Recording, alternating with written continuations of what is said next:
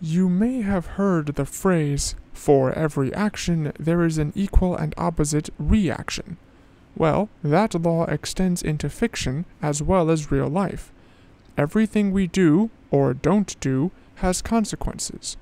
We may not learn about what happens for many years, or not at all.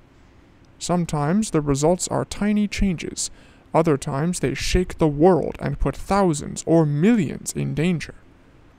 The young wizard Ged, in Ursula K. Le Guin's A Wizard of Earthsea, has to travel all across his world to fix a mistake he made and continues to haunt him for years afterward. A Wizard of Earthsea is known as a high fantasy book. This classification means the book is grand in scale and set in a world different from ours.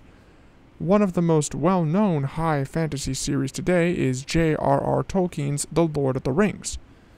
This book, instead, takes place on a huge archipelago, or chain of islands, collectively called Earthsea. The main character, Ged, becomes a wizard after saving his home village from danger. Ged quickly learns more about magic and gets the attention of old and young wizards at a special wizarding school.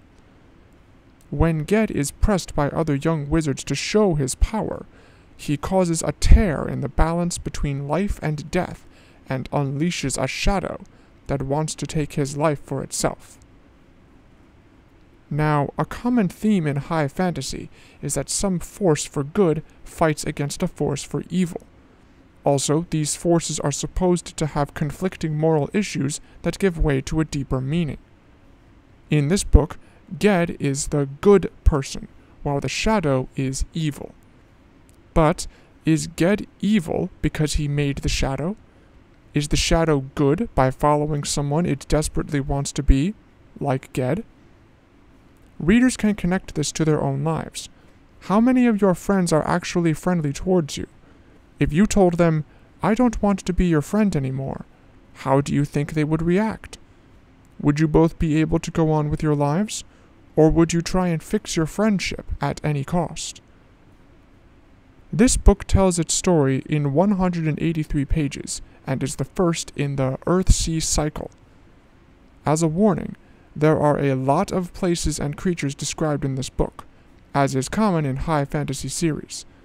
Readers should take their time and let their minds sail across Earthsea with Ged, maybe even using the illustrated maps to track Ged's journey themselves. If you can handle entering a new world very different from our own, you will find this book as entertaining as many other fantasy epics and ancient legends. The book is currently available in the middle school library.